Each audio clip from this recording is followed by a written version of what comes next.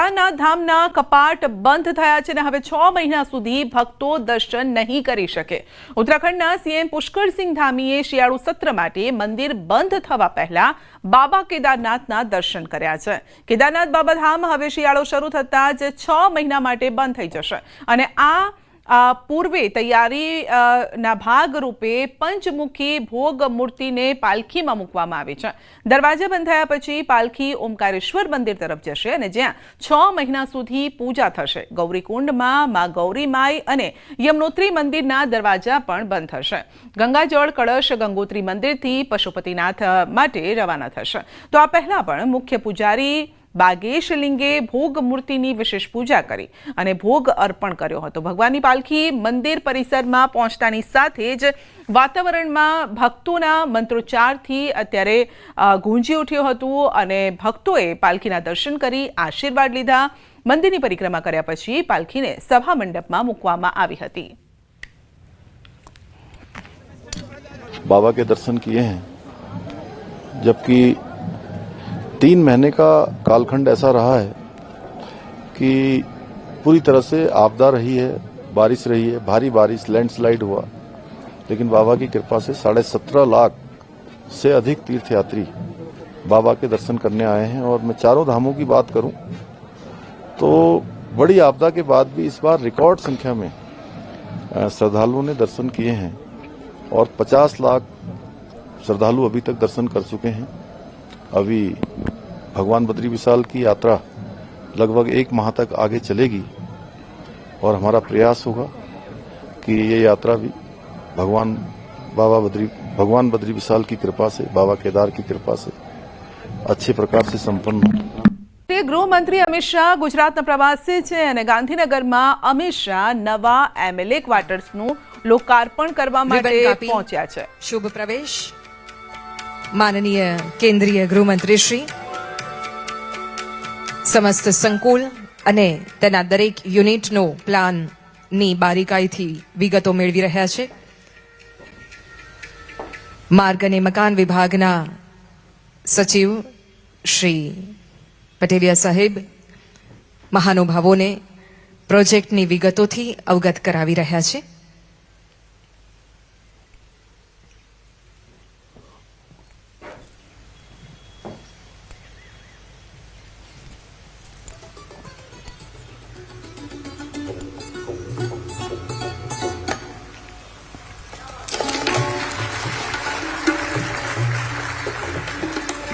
Luxurious MLA ક્વાર્ટર્સનું લોકાર્પણ થવા જઈ રહ્યું છે ને જે અર્થે અત્યારે અમિત શાહ પહોંચ્યા છે।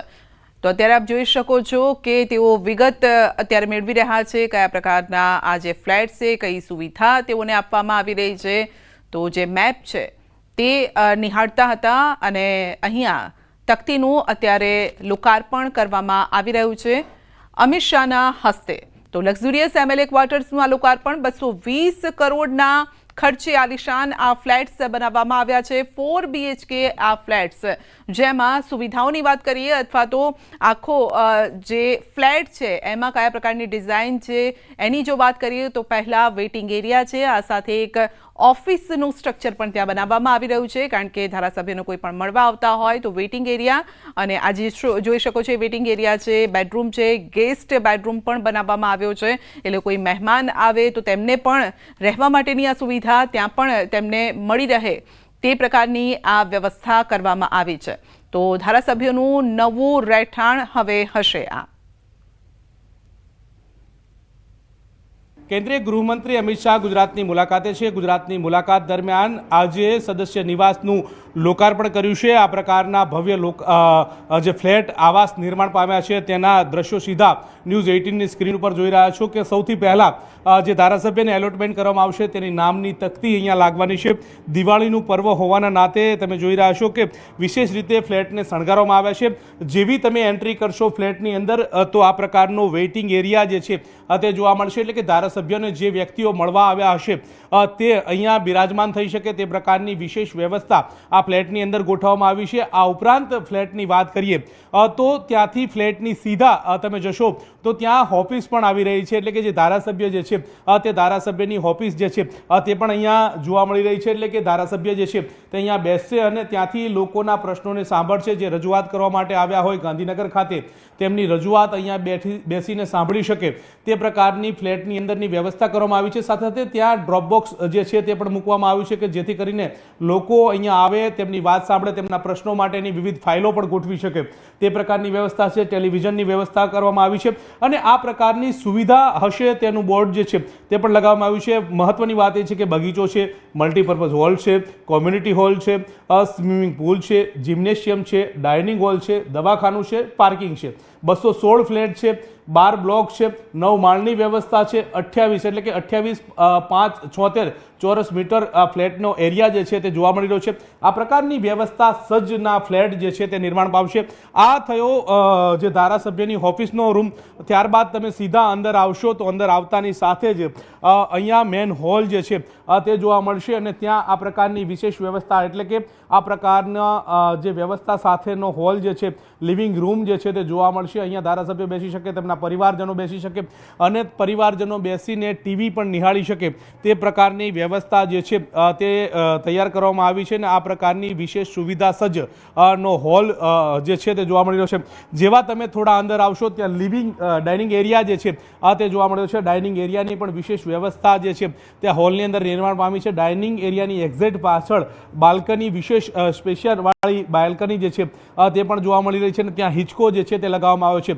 અહીંયા બેસીને તમામ ધારાસભ્યો અન્ય ધારાસભ્યોને પણ નિહાળી શકે તે પ્રકારની વિશેષ વ્યવસ્થા જે છે તે જોવા મળી છે। એટલે કે મોટી બાલ્કની જે છે તેની સાથે તમામ જે આવાસ જે છે તે અહીંયા બેસીને જોઈ શકાય, નિહાળી શકાય, ગાર્ડન સ્પેશિયસ એરિયા જે છે તે નિહાળી શકાય તે પ્રકારની વ્યવસ્થા છે।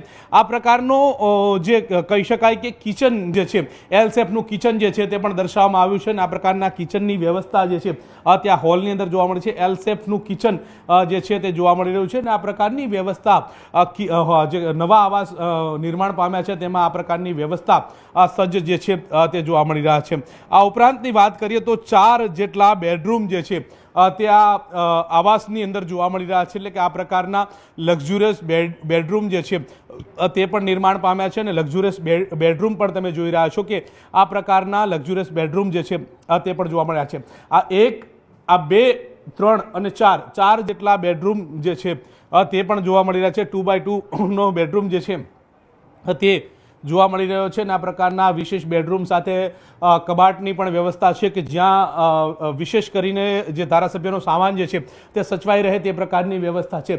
4 બેડરૂમ એટલા માટે છે કે જે મુલાકાતીઓ હોય, તેમના સ્વજનો અહીંયા આવ્યા હોય તો તેઓ પણ અહીંયા સાથે રહી શકે બેડરૂમની અંદર તે પ્રકારની વ્યવસ્થા છે। આ ઉપરાંત ધારાસભ્યોની વાત કરીએ તો તેમના માટેનો માસ્ટર બેડરૂમ જે છે તે તૈયાર કરવામાં આવ્યો છે। આટલો મોટો માસ્ટર પીસનો જે બેડરૂમ તમે જોઈ રહ્યા છો કે તે પણ અહીંયા જોવા મળી રહ્યો છે। આ પ્રકારનો બેડરૂમ હશે। સાથે બેડરૂમની વાત કરીએ તો તેની સાથે આ ડ્રેસિંગ એરિયા જે છે તે પણ જોવા મળી રહ્યો છે। એટલે કે આ પ્રકારનો ડ્રેસિંગ એરિયા જે છે તે પણ નિર્માણ પામેલો જોવા મળી રહ્યો છે। આ ડ્રેસિંગ એરિયાના દ્રશ્યો છે। આ પ્રકારનો કબાટ જે છે તે પણ અતિ આધુનિક સુવિધા સજ્જનો આ જે ડ્રેસિંગ ટેબલ જે છે તે પણ તૈયાર કરવામાં આવ્યું છે। આ પ્રકારનો જે કહી શકાય કે જે વિશેષ વ્યવસ્થા સભરનો આજે આખો બેડરૂમ તૈયાર કરવામાં આવ્યો છે। અન્ય બેડરૂમની વાત કરીએ તો અન્ય બેડરૂમના દ્રશ્યો પણ તમે જોઈ રહ્યા છો કે આ પ્રકારનો એટેચ બેડરૂમ જે છે તે પણ જોવા મળી રહ્યો છે। આમ 4 BHK લક્ઝરિયસ જે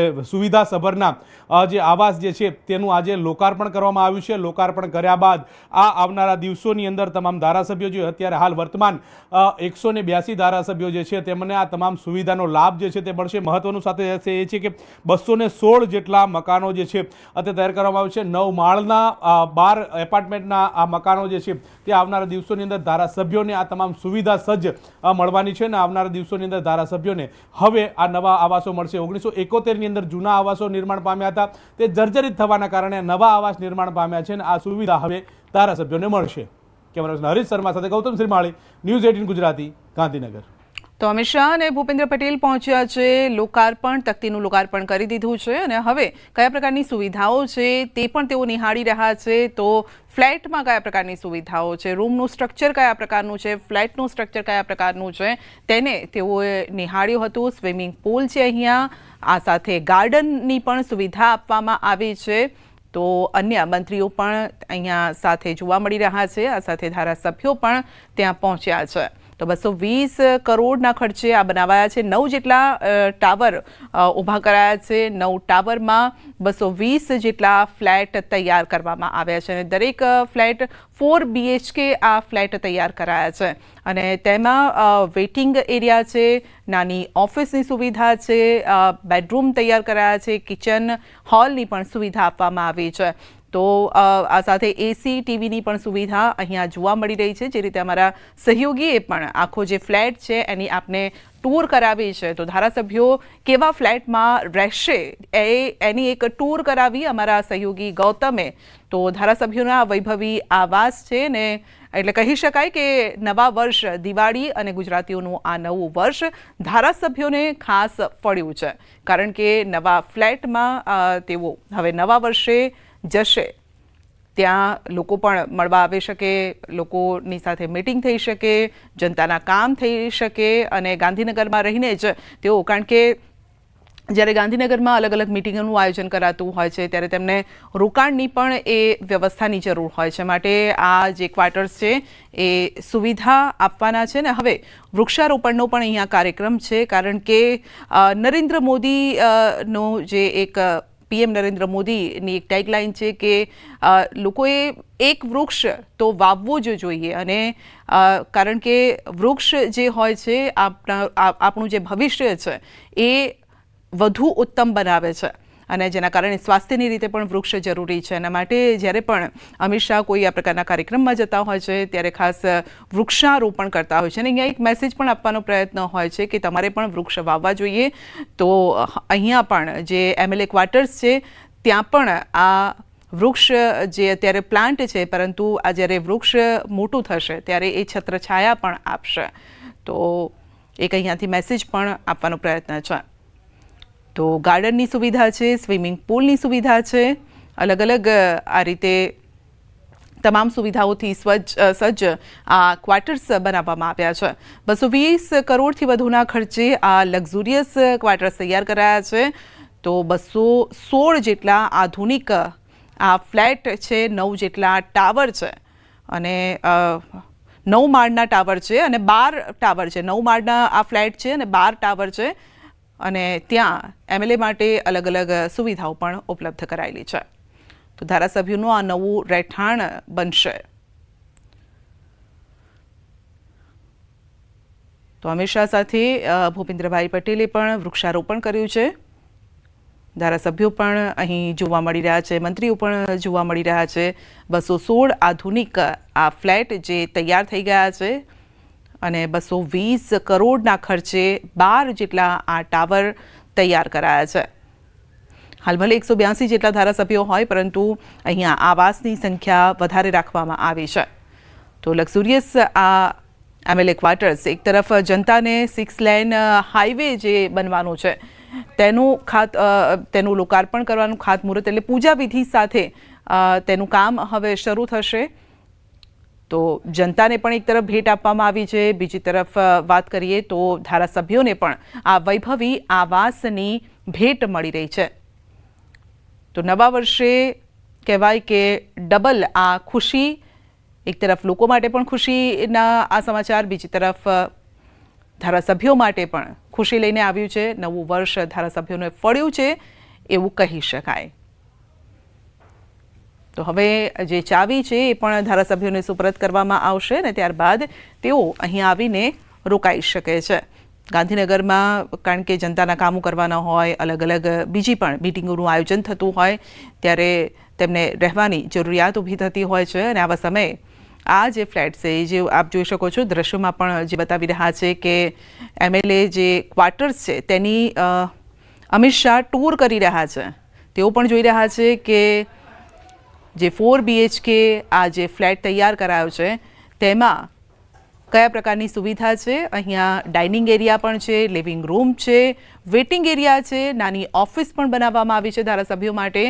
તો કોઈને આવવું હોય, જનતાના કામો કરવા હોય, મિટિંગના આયોજન કરવા હોય તો તેના માટે એક મિટિંગ રૂમ પણ બનાવવામાં આવ્યો છે. આ સાથે ગેસ્ટ બેડરૂમ બનાવવામાં આવ્યો છે અને બીજા પણ માસ્ટર બેડરૂમ છે. તો આ પ્રકારની તમામ સુવિધાઓ અહીંયા ઉપલબ્ધ કરાવવામાં આવી છે. તો મોટા આજના 2 કાર્યક્રમો. અમિત શાહ આ પહેલાં 6 લેન જે હાઈવે છે તેની કામ શરૂ કરવા માટે તેઓએ ત્યાં પણ ખાતમુહૂર્ત તેઓએ કર્યું હતું. પૂજાવિધિ, બ્રાહ્મણોએ પૂજાવિધિ કરાવી હતી અને તે પણ 800 કરોડથી વધુના ખર્ચે એ 6 લેન હાઈવે તૈયાર થવાનો છે. એ કાર્યક્રમ પૂર્ણ થયા બાદ, અમદાવાદનો એ કાર્યક્રમ પૂર્ણ થયા બાદ બીજા કાર્યક્રમ જે ગાંધીનગરનો, તો ધારાસભ્યોના વૈભવી આવાસનું આ લોકાર્પણ, જ્યાં પહોંચ્યા ભૂપેન્દ્રભાઈ, આ સાથે અમિત શાહ અને શંકર ચૌધરી, હર્ષ સંઘવી, તમામ જે મંત્રીઓ, ધારાસભ્યો પણ અહીંયા જોવા મળી રહ્યા છે. તો મંત્રીઓએ પણ નિહાળ્યા હતા કે હવે તેઓ કયા ફ્લેટમાં રહેવા જવાના છે, કયા પ્રકારની સુવિધાઓ છે, તે તમામ તેઓએ પણ નિહાળી હતી.